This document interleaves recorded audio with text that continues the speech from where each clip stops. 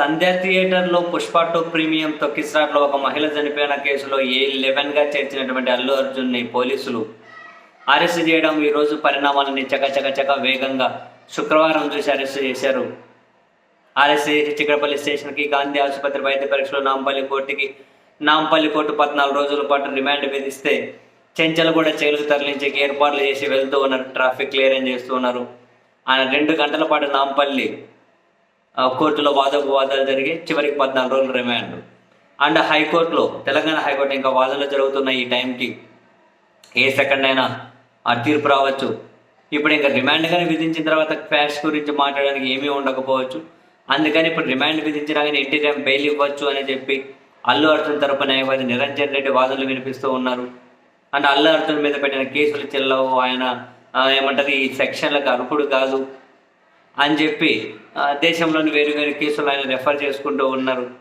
And హైకోర్టులో వాదోపవాదాలు అయితే చాలా వాడివేడిగానే జరుగుతూ ఉన్నాయి.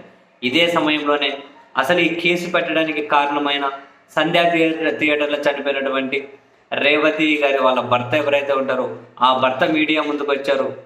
భర్త మీడియా ముందుకు వచ్చి, నేను ఆసుపత్రిలో ఉన్నాను, నాకేం పోలీసులు ఏం సమాచారం ఇవ్వలేదు, అల్లు అర్జున్ అరెస్ట్ చేస్తున్నాము అని.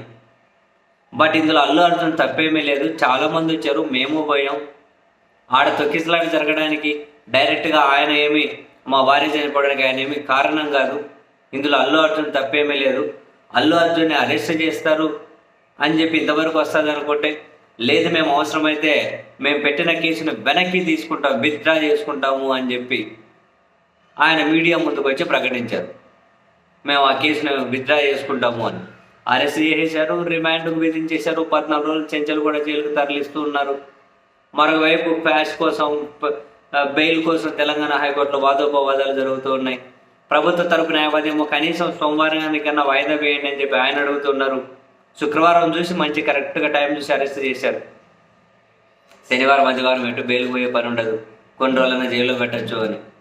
బహుశా తెలంగాణ హైకోర్టులోగానే కొంచెం టైం అన్నా ఇవ్వండి అని చెప్పి తెలంగాణ న్యాయవాది, ప్రభుత్వ న్యాయవాది కూడా పోలీసుల తరపున ఆయన అడుగుతున్నట్టున్నారు. అందుకనే అక్కడ తెలంగాణ హైకోర్టు ఏం చెబుతుందో తెలియదు.